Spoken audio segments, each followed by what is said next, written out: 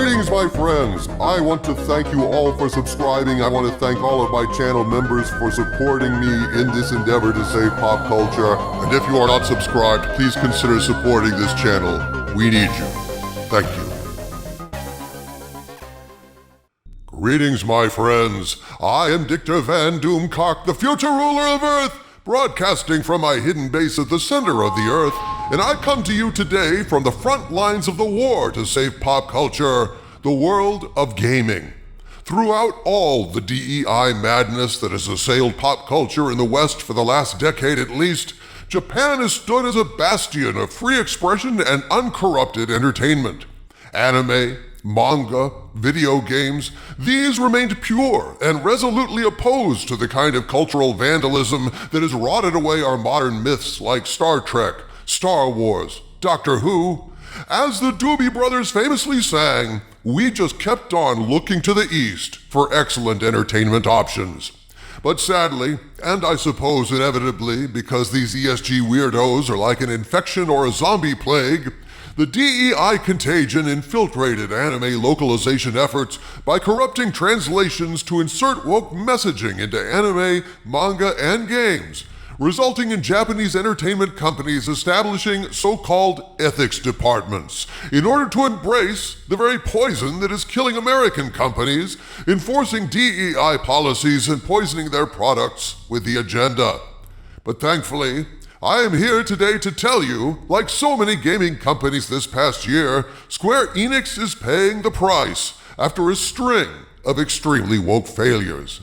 Time and time again, video games with pronouns and woke lecturing and thwarting the male gaze and all that DEI BS have lost money and flamed out. So badly at times, it has threatened the future of the development studios themselves. And the latest exhibit in the Get Woke, Go Broke Museum, video game publisher Square Enix. I can't understand how these Japanese companies can be so stupid. All this time they've held out. They must have seen what's happened with US companies who have embraced this bizarre pod person bullshit, and what? Now they're saying, yes please, we want more of that? Madness!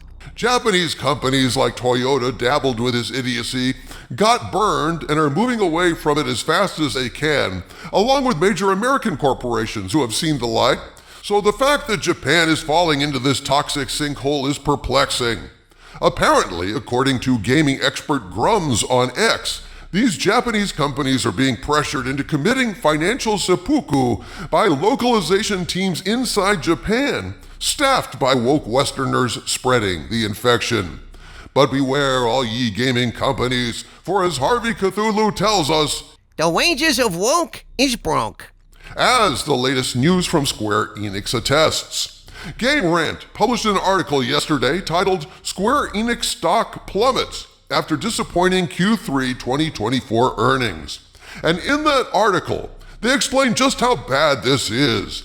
Let's look at the price they're paying and then examine why it seems they may be paying it. Quote, Square Enix stock plummeted over 10 points on Monday, November 11th. The company hence lost the equivalent of hundreds of millions of dollars in market capitalization, with this turn of events likely being prompted by Square Enix reporting some mixed financial results. Square Enix's operating profit has been on a steady decline since its 2022 peak. Some Japan-based industry watchers speculate this development can be attributed to a number of troubling figures contained in the company's latest financials, e.g., although the operating profit for the reported 6-month period has increased year on year, it has most recently been on a heavy decline, falling 27% in Q3 2024.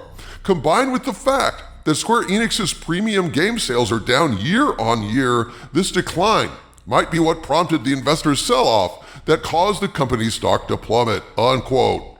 I wonder why premium game sales are down, Doomcock. What could possibly account for gamers turning away from beloved franchises after years of loyalty and fun? 2 words, O Skull of Calderon, ethics department. Now, most gamers don't know anything about any ethics departments, that much is true. And yet by their deeds shall ye know them, and their deeds are woke indeed. Square Enix lost hundreds of millions of dollars yesterday, and why did this happen? I strongly suspect this is the result of years of self-inflicted damage and customers slowly but surely being alienated by a string of woke game releases. It started with the formation of an ethics department, and what did they do for their first woke project? Thwart the male gaze. Consider this from Eurogamer titled, "Square Enix has an ethics department," and it told Final Fantasy VII developers to restrict Tifa's chest. Quote, "Square Enix has an ethics department," a new interview has revealed, and it advised the Final Fantasy VII Remake team on development. Specifically, this ethics department told the remake developers to restrict Tifa's chest, according to comments made by director Tetsuya Nomura.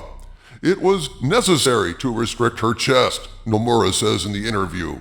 For the developers, modernizing Tifa's design meant creating an athletic look, complete with abs, while retaining her iconic white tank top and black miniskirt outfit. But, as the ethics department pointed out, Tifa shouldn't look unnatural during action scenes, so her chest was restricted. This resulted in black underwear and a fitted tank top for the remake, unquote. It was necessary to restrict her chest. And so, it becomes necessary for customers to restrict their sales. Funny how that works out, eh? Funny how consistently the physics of DEI function. The higher the DEI content, the lower the profits. This is how things have functioned in the West over the past few years, and it's sad to see Japanese gaming companies have been lured into this same morass. Tifa being shrunken and suppressed was an early warning sign, a canary in the game stream. Square Enix screwed with Tifa, released one of the wokest games of all time, Life is Strange 2, then they released Forspoken with its soy banter, and now, after a string of failures, they've lost the goodwill of their customers, and now they're seeing the impact of that.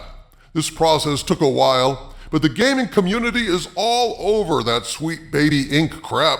They've developed a hyperallergy to all this DEI pollution, and so now the antibodies against the infection are at an all-time high among gamers. And that is a recipe for change moving forward. How bad will it get?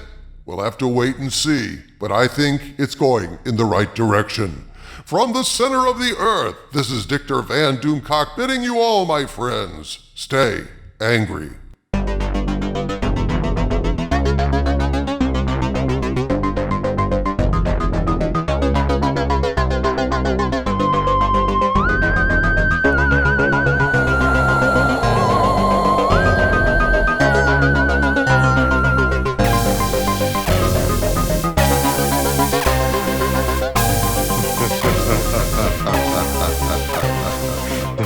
Ha ha ha